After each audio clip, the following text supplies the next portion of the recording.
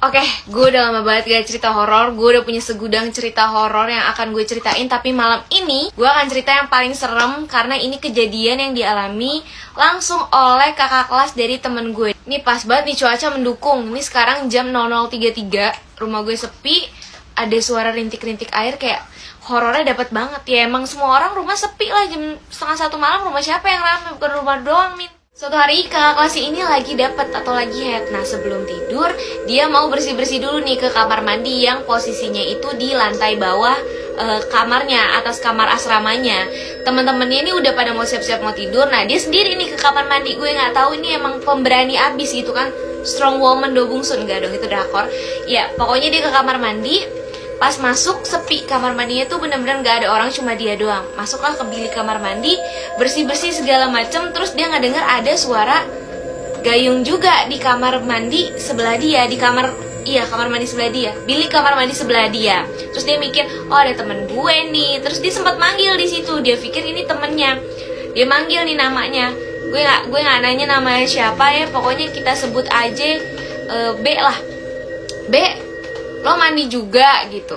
Gak ada suara sautan. Terus dia kayak, ya udah lanjutin mandi aja, terus nggak berpikiran yang aneh-aneh. Nah, setelah keluar dari kamar mandi, dia penasaran dong, si temennya ini udah selesai mandi atau belum. Dilihatlah bilik kamar mandi sebelahnya. Pas dibuka, nggak ada. Dibukain tuh atu-atu bilik kamar mandi, nggak ada siapa-siapa. Sampai kamar mandi cowok, nggak dong, kejauhan ngapain. BTW kalau si kakak kelas ini denger sampai kamar mandi cowok, kupingnya tajam bener. Kuping gue yang sering gue buat nguping gibahan tetangga aja nggak setajam itu perasaan. Udah deh bercandanya udah. Terus pokoknya pas dibuka semua nggak ada siapa-siapa, agak udah mulai berasa nih, bulu kuduknya merinding, bulu ketek semuanya udah pada diri. Nah, pas madep sono udah mau keluar dari kamar mandi, dari belakang ada suara. Kalian tahu nggak sih kalau misalnya di kamar mandi itu kan basah ya? Nah, itu kan kalau jalan kayak ada plek plek plek gitu loh, kayak ada bunyi ituan air, karena itu kan kayak genangan air gitu kan. Nah, itu ada suara langkah kaki di atas lantai kamar mandi yang basah itu. Kan kayak, waduh, siapa nih? Kan dia sendiri, ini langkah kaki siapa? Situ feelingnya udah gak enak banget. Dia udah gak mau nengok ke belakang lagi. Intinya kayak dia tuh fokusnya kayak, buruan deh gue sampai kamar gitu, karena ini ada yang gak beres. Akhirnya dia gak nengok ke belakang sama sekali. Dia udah jalan aja keluar dari kamar mandi. Dan lo tahu, bukan sampai situ aja, suara langkah kakinya ini ngikutin dia jalan. Bahkan di saat dia benar-benar udah panik banget, dia lari. Dia benar-benar lari, jalan cepet sampai lari estafet, sampai garis finish. Nggak dong, gak lucu sumpah. Kayak dia lari, itu suara langkah kakinya juga ikut cepet. Jadi benar-benar dia lari, suara langkah kakinya juga benar-benar lari juga ngikutin dia.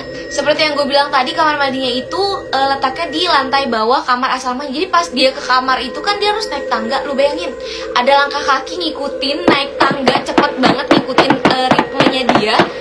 Kagak ada wujudnya, tapi langkah kaki dong. Lu bayangin aja, lu kayak gitu kan lo lakuin. Akhirnya dia sampai di kamar, semua teman-temannya udah pada tidur, lampu juga udah gelap. Dia buru-buru masuk ke dalam selimut, tutupin barang-barang yang dia bawa pas mandi itu udah gak diberesin, bener-bener dibawa sama dia ke dalam selimut, tutup.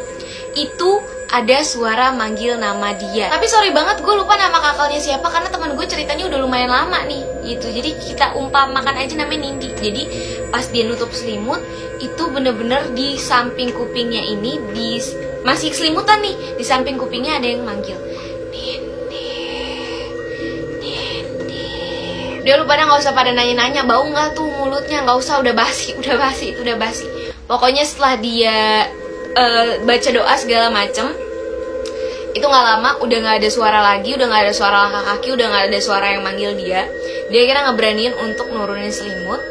Pas turunin selimut, bener-bener itu si setannya itu dimuncul di muka dia, guys, yang kayak bener-bener langsung teriak. Kakak kelasnya bangunin satu kamar. Terus ya udah, akhirnya si kakak kelasnya ini trauma sekitar 1 minggu. Dia tuh nggak mau ditinggalin, bener-bener harus ditemenin kemanapun dia pergi. Gue kalau jadi dia, kayaknya gue nggak akan seberani dia sih, yang kayak berani untuk jalan sendiri ke kamar. Padahal kayak jelas-jelas dia dengar suara langkah kaki dari belakang, tapi nggak ada wujudnya. Itu kayak, itu berani banget sih. Kayak makanya gue bilang ceritanya serem banget, karena itu tadi sih, kayak wow, amazing bro.